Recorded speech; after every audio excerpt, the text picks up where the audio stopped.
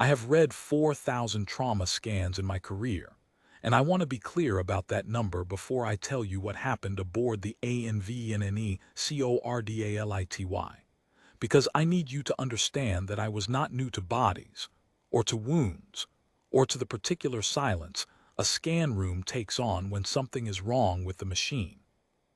I assumed it was the machine. We had taken the prisoner 2 days prior, during the evacuation sweep of the human transport lines along the VERRIN corridor. Routine processing.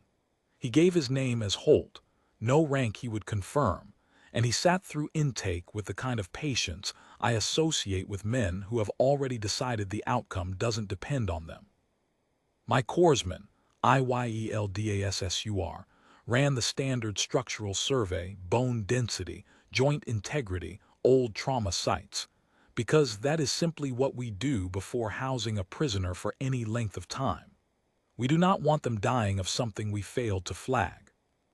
It was IYEL who called me back to the table. "Officer KORRIN," she said, "I need you to look at the left tibia." I want to describe the tone of her voice precisely, because it is the first thing that should have told me this was not a malfunction. IYEL had been with my unit for 6 cycles. She did not get alarmed over instrumentation. She got alarmed over things that were true. The hologram hung above the table, blue-white, rotating slowly. The prisoner's left shin, rendered in cross-section. I have looked at 10,000 of these. I know what healthy bone looks like, what healed bone looks like, what bone looks like when it has been broken and set with competent field surgery, and bone that has been broken and left to mend on its own in a ditch somewhere with nothing but time. This was none of those things. "Recalibrate," I told her. "We're getting density bleed from the scanner bed." She recalibrated, the reading held. I want to tell you what I was looking at, because the word for it does not exist cleanly in our language, and I have spent considerable effort since trying to find one. The bone was thicker than its undamaged counterpart on the right leg, not swollen, not scarred, but architecturally thicker, with a dense lattice structure radiating outward from what had clearly once been a catastrophic fracture line. The cortex had reinforced itself along the exact vectors where the original break would have been weakest under load. It was not merely healed, it had been redesigned. I pulled the patient's intake history. Holt answered our questions without much interest, the way you'd answer questions about a car you used to own. Yes, he'd broken that leg. Compound fracture, he said. A support strut had come down on it during a structural collapse years back, somewhere he didn't name and we didn't press. No field surgery. No bracing beyond a splint made from a door panel and a length of cable. 11 days before anyone with medical training saw it, and by then, he said, it had already started setting on its own. It hurt, he added, when IYEL asked, almost as an afterthought, like he understood we needed something to write in the file. Not after, though. After a while it just felt sturdier. I requested a full skeletal survey. I expected, frankly, to find one anomaly and a string of ordinary old injuries around it. A single strange result is usually noise, not signal. I have built a career on that assumption. It is generally correct. It was not correct here. IYEL ran the prisoner through the long-bore scanner twice, then a third time, because she did not trust the first 2 passes any more than I had trusted the first. The render built itself slowly across the table, joint by joint, a full skeleton turning in blue-white light, and I watched her stop the rotation 4 separate times to mark a site. A right forearm, broken at some point and reset crooked enough that IYEL initially read it as a deformity, until the density mapping showed the same radiating lattice, the same overbuilt cortex, stronger at the break than the bone had ever been before it broke. A rib, fractured and now thicker than its neighbors, the new growth tapering off in a pattern that matched the stress lines an engineer would draw if asked to reinforce that exact rib by hand.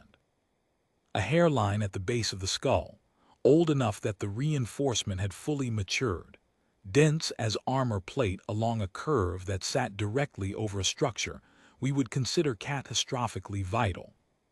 4 for 4, IYEL said, not looking at me. Every break this man has ever survived is now the toughest part of him. I told her to log the timestamps and pull his full intake interview again from the start, because I wanted to hear, in his own words, whether he understood any of this as remarkable. I did not yet believe that he would. I called in pathologist Ren Ostavi from the medical frigate stationed alongside us, because by then I no longer trusted my own reading of what I was seeing, and I wanted someone whose entire career was bone to tell me I was wrong. Ostavi did not tell me I was wrong. She ran her own scans, independent of ours, refusing even to look at our notes until she had her own numbers in front of her. That is simply how Ostavi works, and I respect it, though it cost us another hour. When she finished, she stood for a long time in front of the holographic render with her arms folded, the posture of someone working a problem she does not want to have. "This isn't compensation," she said finally. "Compensation looks like scar tissue trying to hold a shape against load it was never meant to carry. It's a patch. It fails again, eventually, usually at the seam. This looks like correction, like the break told the bone where it had been weak, and the bone listened and rebuilt itself somewhere past the original specification." "Every site," I said, "all 4 the same pattern." "All 4, she agreed. "Different bones, different decades probably, different mechanisms of injury, a crush, a twist, a direct blow, a fall.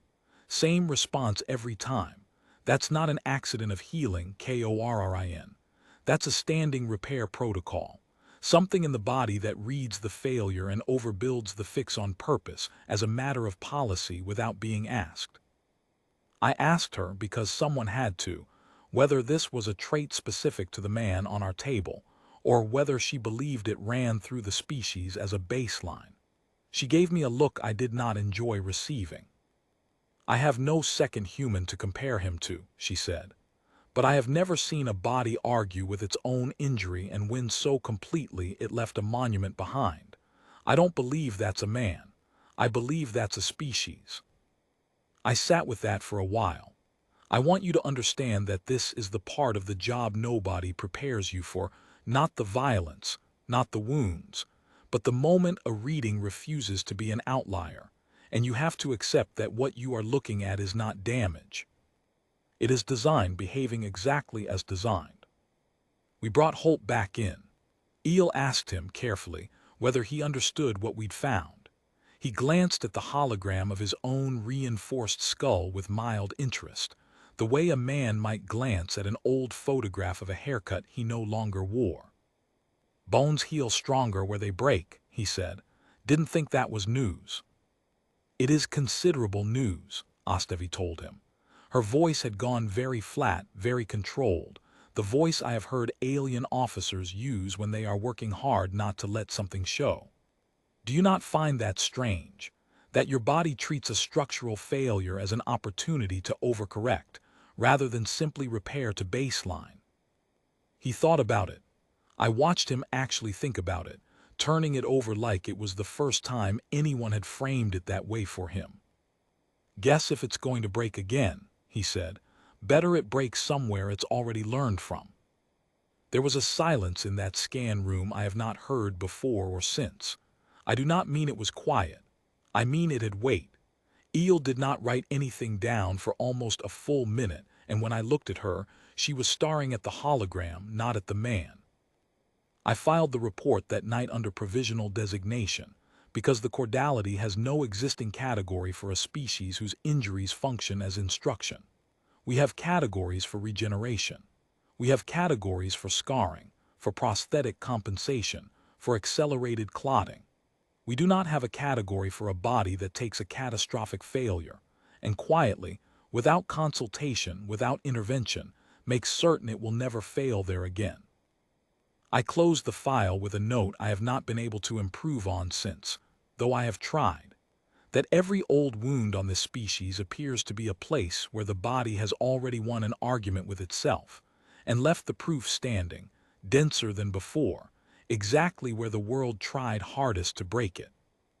Holt asked, as we returned him to holding, whether the leg was going to be a problem for processing. Eel told him no. He nodded, settled onto the bench, and rubbed absently at the old scar along his shin, not wincing, not favoring it. A man checking on something that had long since stopped needing his attention. I have read 4,000 trauma scans. I had never once before that night looked at an old injury and understood I was looking at the strongest part of the body.